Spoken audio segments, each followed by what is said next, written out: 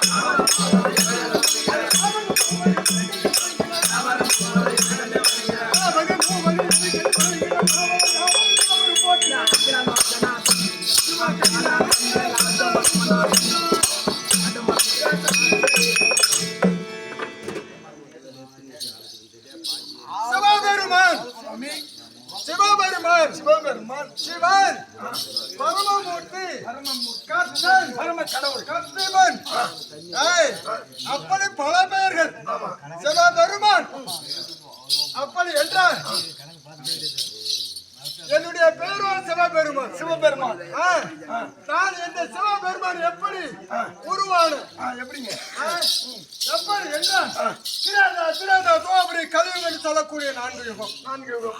இந்த 4 யுகமும் சேர்ந்து 64,80,000 ஆண்டுகள். இந்த 64,80,000 ஆண்டுகள் இந்த துவாபரி யுகம், கலியுகம் 4,32,000.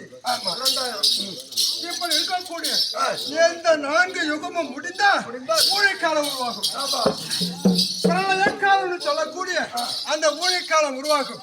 அந்த ஊழிக்காலத்தை ஆட்டி வைப்பவனும் நானு, நீங்க அதை செழிப்பவனும் நானு. அப்படி ஊழிக்காலம் வந்து எங்கும் ஒரே ஜலதாரணியாக எங்கேயும் தண்ணி வரும், நீர் சூழ்ந்திருக்கும்.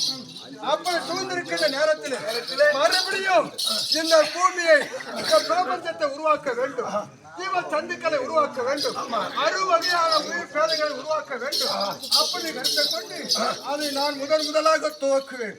அப்படி துவக்கின்ற போது நீண்ட நாள் நீர் சேனத்தின் மேலே ஒன்றும் புலப்படவில்லை. பார்த்தேன். அந்த நேரத்தில் அந்த நீர்த்தளத்தில் என்ன ஒரு பெண் பிரஜாபதி உருவாகிறது. அது உருவான உடனே நாம் தனிமையாக ஒரு பெண்ணாக ஆரம்பிச்சிருக்கிறோமே, இதுக்கு காரணம் என்ன?